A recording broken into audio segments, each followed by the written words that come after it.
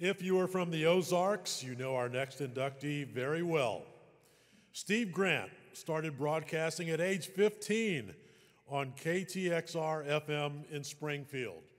And this year, he is celebrating 50 years at Springfield's KY3, where he is the station's noon and 6 p.m. anchor. Let's take a look at that half century. 2024 will mark Steve Grant's 50th anniversary at KY3, a career that began while he was a student at Evangel College. Every day during that half century, and I would point out that he's missed very few days, Steve brought to work a depth of knowledge of the people and issues of the Ozarks. There were plenty of remarks to indicate that the federal government expects the state of Missouri to do something to keep this hatchery operating. We've all learned so much from him, and the Ozarks has reaped the benefits of his love and respect for news gathering that has been so obvious in his many years of service to the community. Which is driving this vote more? He modeled excellence as a gifted writer, a reporter, and an anchor. 12,000 people are without electricity tonight. And he lived the highest personal values of honesty and demonstrated news ethics. Well, this is just the highest honor that a broadcaster can achieve in the state of Missouri, going into the State Broadcasting Hall of Fame, and that's the honor that Steve Grant gets tonight, and folks, it's really well deserved. Here's an individual who has dedicated virtually his life, over half a century, into the broadcasting profession, and that does mean so much. How many broadcasters can say that anymore? And the question on every student's mind tonight is, will we have school tomorrow? Steve Grant and I go way back to when I was a rookie reporter at KY3. Steve was there. He took one look at one of my first scripts and decided to become my unofficial writing coach. Hayes, you buried the lead. Hayes, this copy's too long. Hayes, this script makes no sense. And it was exactly what I needed. Thank you, Steve. You've been a great friend all these years, and you're one of the best and fastest writers in the business. Congratulations.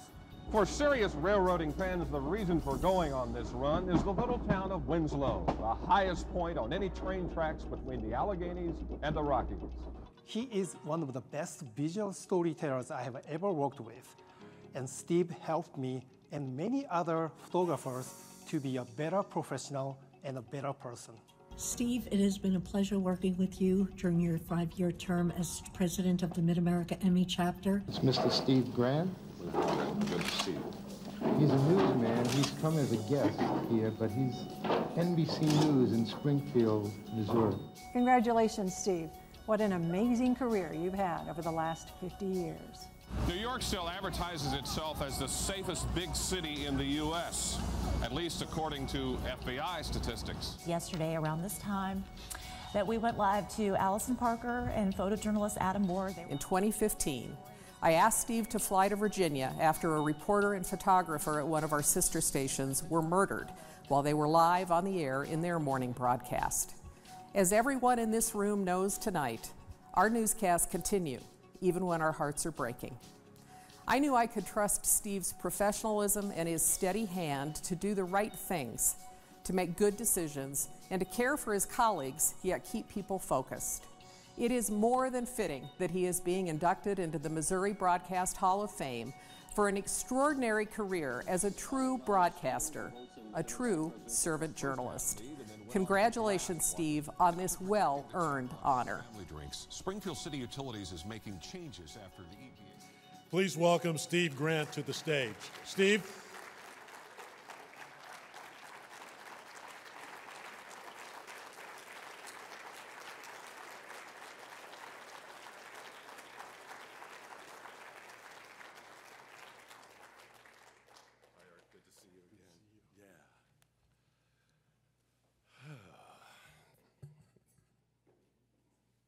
This is really happening, isn't it? Congratulations, Wendy, Mike, Brian, Bob, and Ann. Count me among your admirers. There are two great honors in life. The woman you love and loves you says, "I do," and she is here.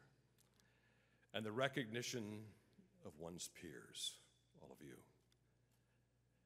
Lately, lots of strangers have been coming up to me and say, "Wow, I've been watching you since I was a kid." Which got me to thinking about the oft-repeated definition of insanity. You know the one doing the same thing over and over for 50 years. Well, from day one, I have loved the purposeful commotion and organized chaos of TV news gathering. Every day, I feel blessed to head to the studio and my dream job with ongoing gratitude to do what I feel I am called to do, figuring out what people want to know and need to know, and people we will never meet.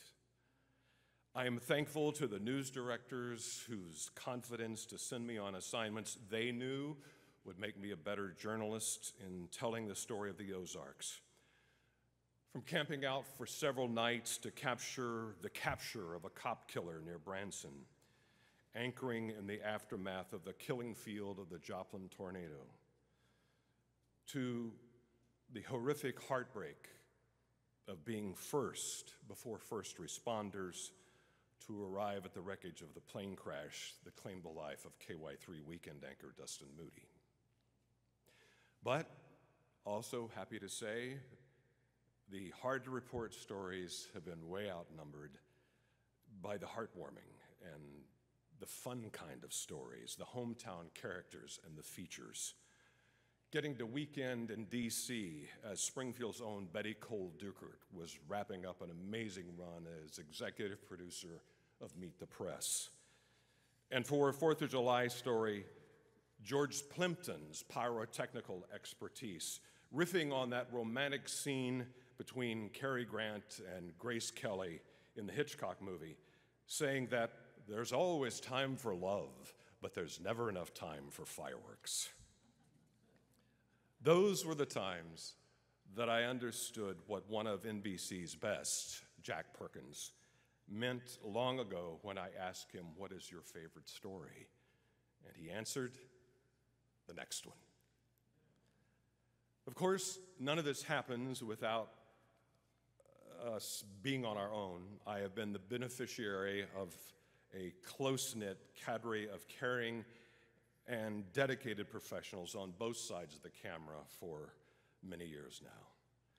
But I confess that while co-producing and anchoring KY3's morning newscast, the show kept getting longer because the ratings kept getting better, and I began to feel like I was on the International Space Station and never would come down again. But one morning, after years of that yawn patrol, I came off the desk back to the newsroom, and Brett Onstadt was running the desk and racking up the rundown for the noon show.